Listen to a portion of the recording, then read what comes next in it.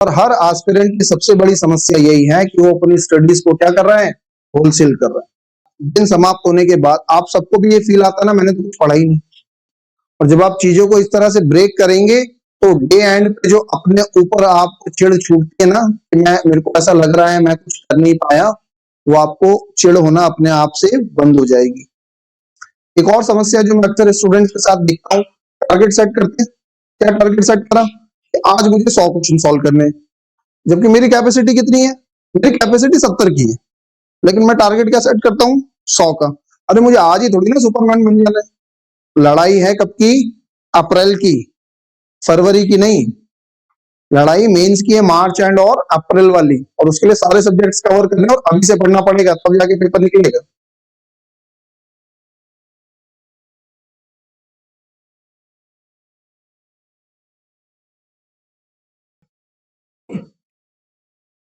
Something new for you. Retail का मतलब पता है किसी को? किसी को रिटेल का मतलब पता है? रिटेल शॉप्स पे जाते तो होंगे। होलसेल और रिटेल तो समझते हैं।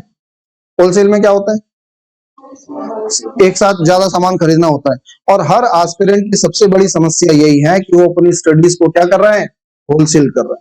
वो इतना बड़े रूप में स्टडी को देख लेता है, और फिर हर दिन के बाद, दिन समाप्त होने के बाद आप सबको भी ये फील आता है ना, मैंने तो कुछ पढ़ा ही नहीं। जब सुबह से आप किताब लेके बैठे, आप पढ़ भी रहे हैं, लेकिन आपको फील आ रहा है ना, क्या फील आ रहा है कि मैंने कुछ पढ़ा ही नहीं यार, कुछ कर ही नहीं पाया। क्यों? क्योंकि आपने अपनी स्टडी को रिटेल करा नहीं। अपनी पढ़ाई को रिटेल करना चालू करिए, और रिटेल का मतलब होता है breaking the bulk. Retail stands for breaking the bulk. वो इतनी बड़ी चीज को आप छोटे छोटे छोटे छोटे छोटे छोटे हिस्सों में तोड़ लीजिए। जब आप उनको छोटे छोटे हिस्सों में तोड़ लेंगे, देन यू विल फाइंड कि डे एंड पर आप अपने आप को शाबाशी दे पाएंगे कि आज इतना करा। अभी करना कैसे है, लेट्स से मेरा टारगेट है फैब 20 के आसपास, मतलब वैलेंटाइन डे निकलने के बाद आपका पेपर होगा। इतने तो आईबीपीएस वाले, एसबीआई वाले इतना रहम तो खाएंगे आपके ऊपर। पर बेटा पढ़ना अभी से पढ़ेगा, तुम सोचो कि उसके बाद कुछ कर लेंगे। हाँ, फैब 20 को पेपर होता है। आज हम लोग जब बात करें तो काउंटेड हमारे पास we are in the month of December. दिसंबर 20 हम लोग क्रॉस कर चुके हैं, 2 महीने।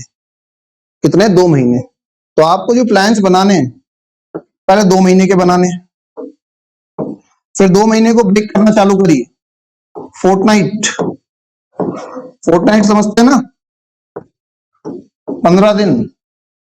15 दिन के प्लान्स करिए, इनको ब्रेक करिए वीकली प्लान्स में, वीकली प्लान को ब्रेक करिए डेली प्लान्स में, और अगर संभव हो तो डेली प्लान्स को भी ब्रेक करिए आर्ली प्लान्स में।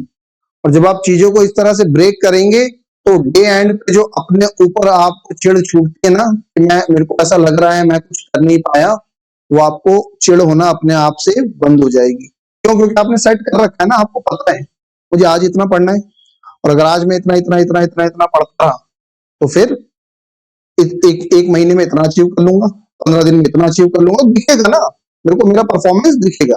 अगर आप रैंडम पढ़ने वाले हैं या बहुत रैंडम चीजों को पढ़ते हैं कि कहीं से भी चलो तैयारी करनी है, आज पूरे दिन मैंने इंग्लिश पढ़ लिया, कल मुझे अच्छा लगा मैं मैथ्स पे फोकस करके बैठ गया, परसों मैंने रीजनिंग पढ़ लिया, एक दिन ऐसा लगा तीनों पढ़ ले, मेरा दोस्त कह रहा है ऐसा कर ले, आज मैंने किसी टीचर की बात सुन ली ऐसा कर ले, तो फिर ये जो कहानी है वो बनी रहेगी। और अब आपके पास इतना समय नहीं है कि आप एक दिन भी बिगाड़े।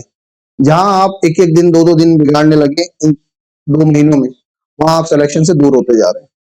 Follow this.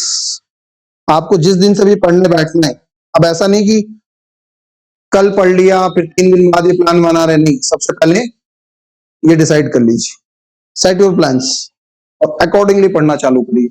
बहुत ज्यादा बोझ करने की जरूरत नहीं है। बहुत ज्यादा बोझ मतलब, एक और समस्या जो मैं अक्सर स्टूडेंट्स के साथ देखता हूँ, टारगेट सेट करते हैं। क्या टारगेट सेट करा कि आज मुझे 100 क्वेश्चन सॉल्व करने हैं, जबकि मेरी कैपेसिटी कितनी है, मेरी कैपेसिटी 70 की है, लेकिन मैं टारगेट क्या सेट करता हूँ, 100 का। अरे मुझे आज ही थोड़ी ना सुपरमैन बन जाना है भाई, मेरी कैपेसिटी 70 की है, मैं 3 महीने 2 महीने बाद के एग्जाम को टारगेट कर रहा हूँ। शुरुआत होनी चाहिए 60 करने की।